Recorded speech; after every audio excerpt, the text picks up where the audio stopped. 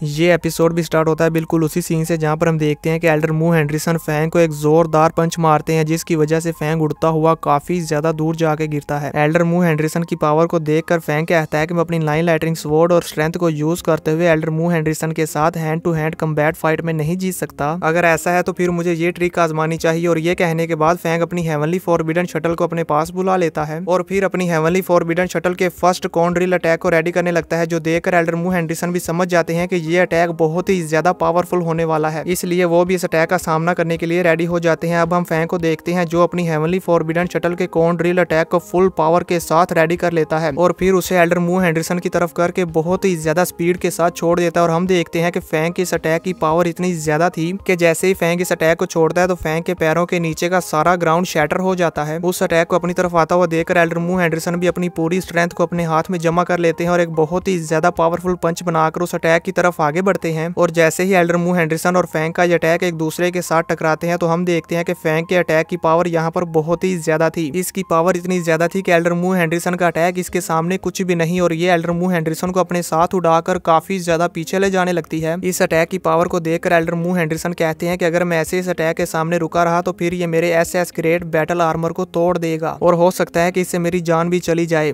इसलिए अब मैं सिर्फ अपने ब्लैक गॉड आर्मर पर ही भरोसा कर सकता हूं। और ये कहने के बाद एल्डर मू हेनरिसन अपने ब्लैक गॉड आर्मर की प्रोटेक्टिव शील्ड को एक्टिवेट कर लेते हैं और फिर फैंग के हेवनली कॉन ड्रिल अटैक को अपने दोनों हाथों से पकड़कर उसे घुमाकर दूसरी साइड फेंक देते हैं। और हम देखते हैं कि फैंग के इस अटैक की पावर इतनी ज्यादा थी कि जैसे ही अटैक जाकर वहां दूर चट्टान में लगता है तो वो पूरी चट्टान भी टूट जाती है। ये देखकर फैंग कहता है कि एल्डर मू हेनरिसन ने अपने ब्लैक गॉड आर्मर को यूज करते हुए मेरे कॉन ड्रिल अटैक की डायरेक्शन को चेंज कर दिया। ये तो मैंने एल्डर मू हेनरिसन से पहले ही एक्सपेक्ट किया हुआ था। और ये सोचने के बाद फैंग अपनी 9 लाइटनिंग स्वॉर्ड को निकाल लेता है और फिर से एल्डर मू हेनरिसन पर अटैक करने के लिए जाने लगता है। अब इससे पहले कि फैंग अपनी 9 लाइटनिंग स्वॉर्ड से एल्डर मू हेनरिसन पर अटैक करता है कि तभी एल्डर मू हेनरिसन अपना एक जोरदार पंच फैंग को दे मारते हैं, जिसकी वजह से फैंग फिर से उड़ता हुआ काफी ज्यादा दूर जाकर गिरने लगता है। अब इससे पहले कि फैंग नीचे गिरता वो अपनी हेवनली फॉरबिडन शटल को यूज करते हुए एल्डर मू हेनरिसन पर अटैक करता है ताकि एल्डर मू हेनरिसन को आगे बढ़कर दोबारा से फैंग पर अटैक करने का मौका ना मिले। और हम देखते हैं कि होता भी बिल्कुल ऐसे ही है। फैंग अपनी हेवनली फॉरबिडन शटल से बार बार एल्डर मू हेनरिसन पर अटैक करके उन्हें उलझा देता है और फिर बड़ी ही तेजी के साथ पीछे से आकर एल्डर मू हेनरिसन पर स्नीक अटैक करने लगता है। पर एल्डर मू हेनरिसन उसे नोटिस कर लेते हैं और अपने बाजू पर लगी हुई शील्ड को आगे करते हुए फैंग के अटैक को ब्लॉक कर लेते हैं और उसे पीछे हटा देते हैं। लेकिन अभी भी फैंग की हेवनली कॉन ड्रिल का अटैक रुका नहीं था। वो बार बार एल्डर मू हेनरिसन पर चारों तरफ से अटैक कर रही थी। अब एक तरफ से फैंग की हेवनली फॉरबिडन शटल अटैक कर रही थी तो दूसरी तरफ से फैंग अटैक कर रहा था और एल्डर मू हेनरिसन के लिए इन दोनों से बच पाना काफी ज्यादा मुश्किल हो रहा था। ये देखकर एल्डर मू हेनरिसन फैंग से कहते हैं कि अगर तुम ऐसा ही चाहते हो तो फिर मैं भी होल्ड बैक नहीं करूंगा। और फिर वो जंप करते हुए बहुत ही ज्यादा स्पीड के साथ फैंग पर अटैक करने के लिए आगे बढ़ते हैं। पर फैंग एनी टाइम पे उनका अटैक डॉज कर लेता है और वहां से पीछे हट जाता है और पीछे हटते हटते कहता है अगर आप ऐसा चाहते हैं तो इसके लिए आप काफी स्लो हैं। एल्डर मू हेनरिसन भी फैंग को भागने का मौका नहीं देते और फिर से फैंग पर अटैक करने के लिए आगे बढ़ते हैं। तो ये देखकर फैंग अपनी हेवनली फॉरबिडन शटल को जल्दी से अपने पास बुला लेता है और एल्डर मू हेनरिसन पर सामने से अटैक कर देता है। ये देखकर एल्डर मू हेनरिसन फैंग से कहता है अब तो तुम मुझसे इतना ज्यादा डर रहे हो कि तुम मुझे अटैक करने का मौका भी नहीं दे रहे। अब जैसे ही एल्डर मू हेनरिसन और फैंग का कॉन ड्रिल अटैक एक दूसरे के साथ टकराने ही वाले होते हैं कि तभी फैंग यहाँ पर एक स्मार्ट चाल चलता है और अपनी हेवनली फॉरबिडन शटल के कॉन ड्रिल अटैक के फ्लाइंग नाइफ्स बनाकर एल्डर मू हेनरिसन के पास से उनके पीछे गुजार देता है और उनके पीछे जाने के बाद फिर से अपने फ्लाइंग नाइफ्स को कंबाइन करते हुए कॉन ड्रिल अटैक को रेडी कर लेता है।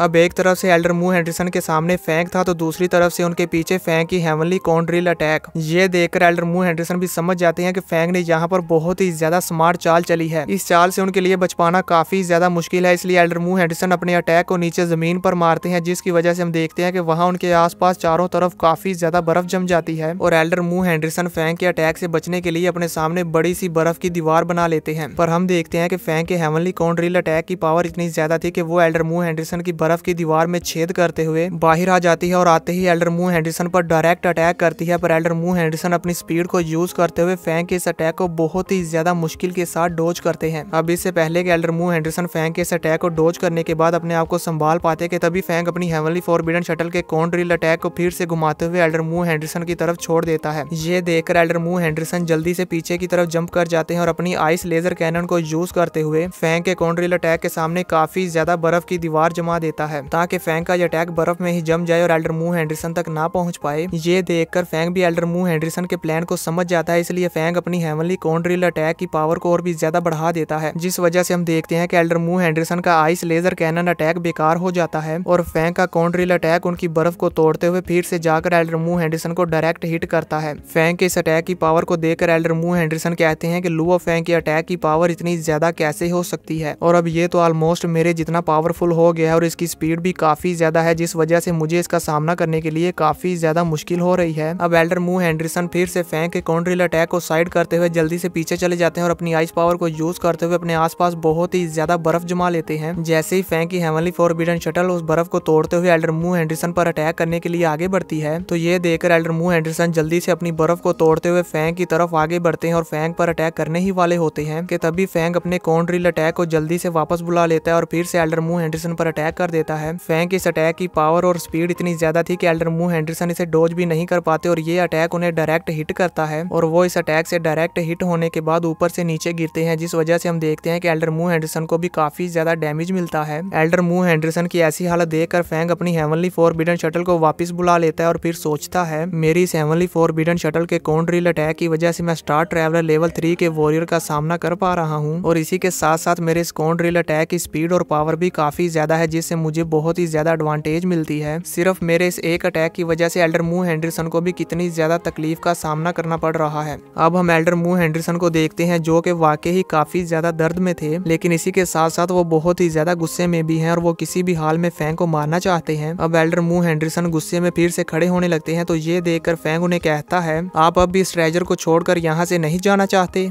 पर हम देखते हैं कि एल्डर मू हेनरिसन फैंग की बात पर ध्यान नहीं देते और गुस्से में फैंग पर अटैक करने के लिए आगे बढ़ते हैं। ये देखकर फैंग भी पीछे नहीं हटता और अपने कॉर्न ड्रिल अटैक को एल्डर मू हेनरिसन पर छोड़ देता है। अब क्योंकि एल्डर मू हेनरिसन भी गुस्से में थे, इसलिए वो भी फैंग के अटैक को डोज नहीं करते और अपने ब्लैक गॉड आर्मर की शील्ड को यूज करते हुए फैंग के अटैक का डायरेक्टली सामना करते हैं। जैसे ही फैंग का ये अटैक एल्डर मू हेनरिसन के ब्लैक गॉड आर्मर की प्रोटेक्टिव शील्ड के साथ टकराता है, तो वहां पर बहुत ही ज्यादा पावरफुल इंपैक्ट बनता है। इस इतने ज्यादा पावरफुल अटैक के साथ टकराने के बावजूद भी हम देखते हैं एल्डर मू हेनरिसन अपनी जगह से 1 इंच भी नहीं हिलते और वो अपनी प्रोटेक्टिव शील्ड को यूज करते हुए फैंग के अटैक को रोकने की कोशिश करते हैं। पर हम देखते हैं कि फैंग के कॉर्न ड्रिल अटैक की पावर भी बहुत ही ज्यादा थी, वो भी नहीं रुकता और उनकी शील्ड को तोड़ने की कोशिश करता है। ये देखकर एल्डर मू हेनरिसन कहते हैं लुओ फैंग चलो देखते हैं क्या तुम्हारा ये अटैक पहले मेरे ब्लैक गॉड आर्मर को तोड़ पाता है या फिर मैं तुम्हारे इस अटैक को पहले डिस्ट्रॉय कर पाता हूँ। एल्डर मू हेनरिसन की ये बात सुनकर फैंग अपने मन में सोचता है कि एल्डर मू हेनरिसन जो करने का सोच रहे हैं ऐसा कभी हो ही नहीं सकता। पहले मैंने इन पर कॉर्न ड्रिल के साथ जितने भी अटैक किए थे ये उनके इम्पैक्ट से बचने के लिए कोई ना कोई रास्ता निकाल लेते थे,